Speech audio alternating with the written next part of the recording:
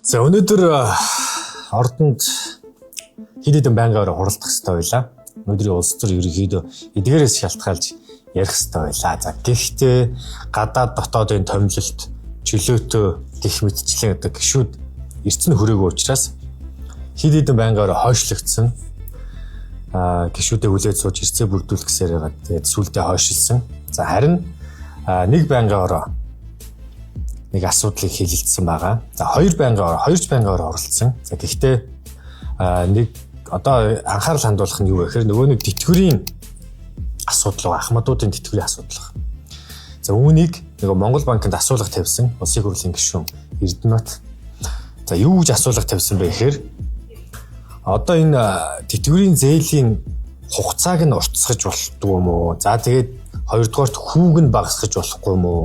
Тэгээд энэ ахмадуудад тэтгэврийн зээлээс өөрөөр одоо жижиг дунд бизнес эрхлэх ч юм уу эсвэл орон сууцнд хамрагдах ч юм уу иймэрхүү одоо зээлийн олголтыг хийж болдгоо юм уу гэсэн иймэрхүү асуулгуудыг тавьсан. За ингээд өнөөдөр энэ өргөдлийн байнгаараа ороод хэлэлцэгдсэн баг. За ингээд хэлэлцэхдээ юу гэж хэлэлцсэн бэ гэхээр нөгөө нэг хэдэн асуудлуудаа тавьсан. Зөрүүлээд Монгол банкаас одоо хариултуудаа тавьсан баг. Тэгээ энэ дэр нэг сонирхолтой тооноор гарч ирсэн. Юу гэхээр одоо ахмадуудын тэтгэврийн зээл хамгийн эрсдэлтэй зээлээр тооцогддог. За хамгийн ч яг. Гэхдээ ер нь бол өндөр эрсдэлтэй зээлээр тооцогддог.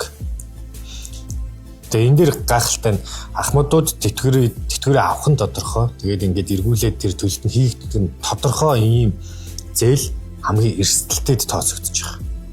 Тийм учраас хүн өндөр багтаа.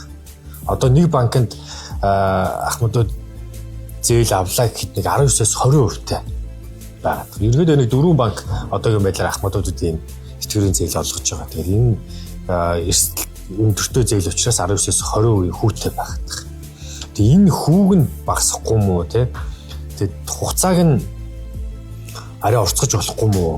Гэх мэтчлэн ингээд яригдсан. Тэгээ Монгол банкнаас болохоор тодорхой хугацаа зааж өгөхгүй бол одоо хугацаагүй болгох юм бол инфляцид нөлөөлөх хэмжээний ийм эрсдэл үүснэ гэж хариулсан байгаа.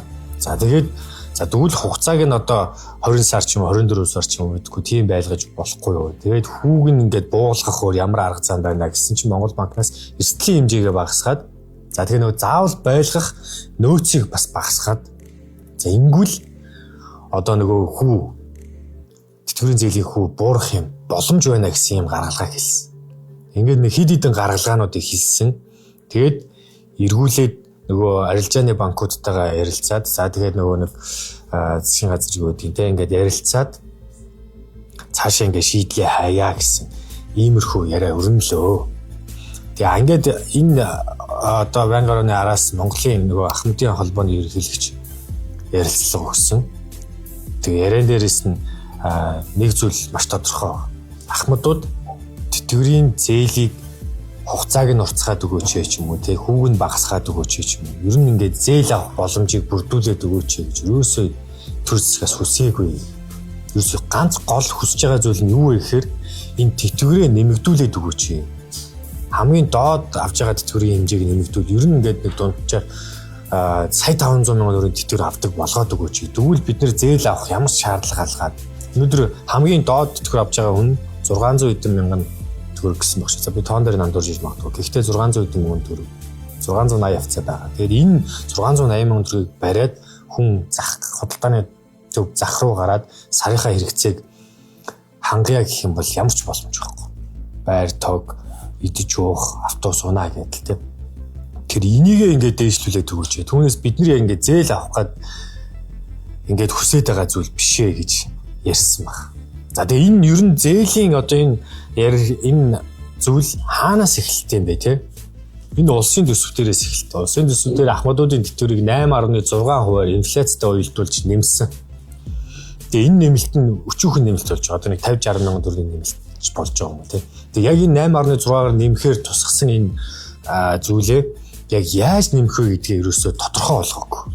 За ерөнхийдөө хэлэхдээ нөгөө бага тэтгэвртэй хүмүүсийн тэтгэврийг илүү нэмээд их тэтгэвртэйг жоохон багаар нэмдэг ч юм уу иймэрхүү одоо арга хэмжээ авна гэж нэг ярьсан. Гэхдээ яг аль биесээр биш. За тэгээ ингээ нөгөө талд нь бас гэр бүл хөдөлмөр нийгмийн хамгааллын сайд нь арай ондоо зүйл яригддаг. Тэгээ энэ 8.6% нэмэлтээ яг яаж нэмэх нь маш тодорхой бос багт. Тэгээ нэмэлтч болоогүй.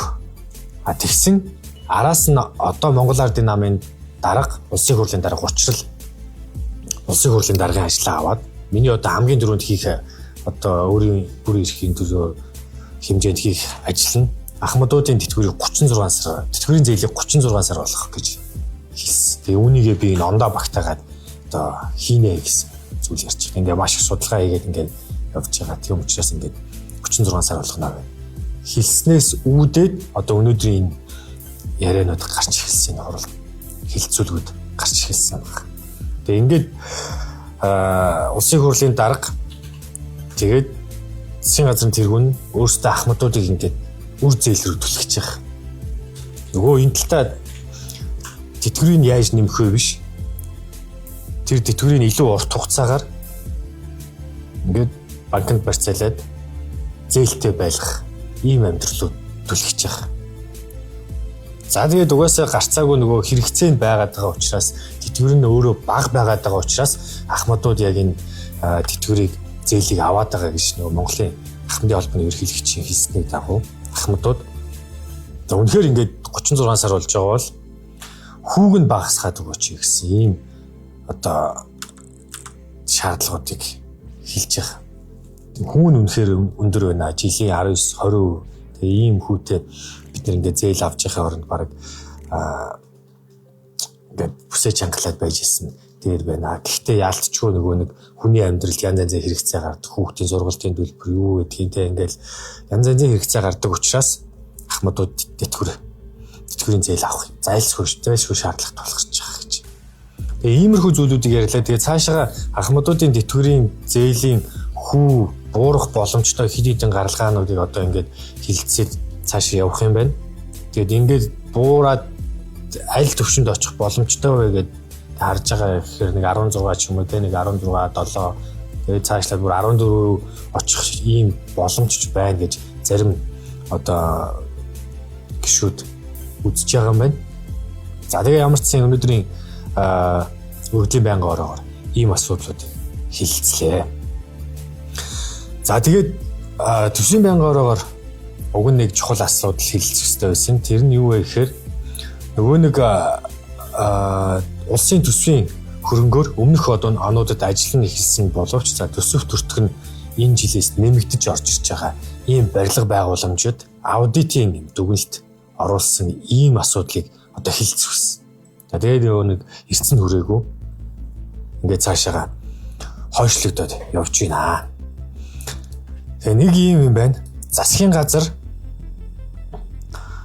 ерөөсөө ингээ нэг юм одоо шилэн орны цаанаас ингээ чихэр долоолгоно гэдэг шиг иймэрхүү одоо бодлоготой явсаар одоо сүүлийн одоо яг энэ өнгөрсөн хэдэн сараас авлаад байх шиг ажиллаа 7 сараас авдаг үлээ. Тэгээ тэрнээс хойш яг нэг иймэрхүү байгаад. Ерөөсөө яриад байна. Яг ингээ нэг бодиттой арга хэмжээ хэрэгжүүлэхгүй иймэрхүү байдалтай. Одоо нөгөө талд нөгөө татврын одоо багц хууль гэдэл гавыг тэргүүтэй гişүүдийн одоо санаачилсан иймэрхүү хууль байсан. Энэ хууль ингээд замхраад алга болсон. Засгийн газар өөрсдөө татврын одоо шинжил энэ багц хууль оруулж ирэх гэж байгаа гэдэл ярьсан. Тэгээл алга болсон. За тэгээ нөө төвшин нарын санаачилсан мөн энэ нийгмийн даатгалын тэгээд энэ шимтгэлтэй холбоотой ийм хууль оруулж ирсэн. Тэгээд засгийн газар бид нөр өөрсдөө ингээд нэг юм татврын багц хууль оруулж ирэх чинь тийм учраас наадхаа түр хойшлуулж байгаа гэдэг.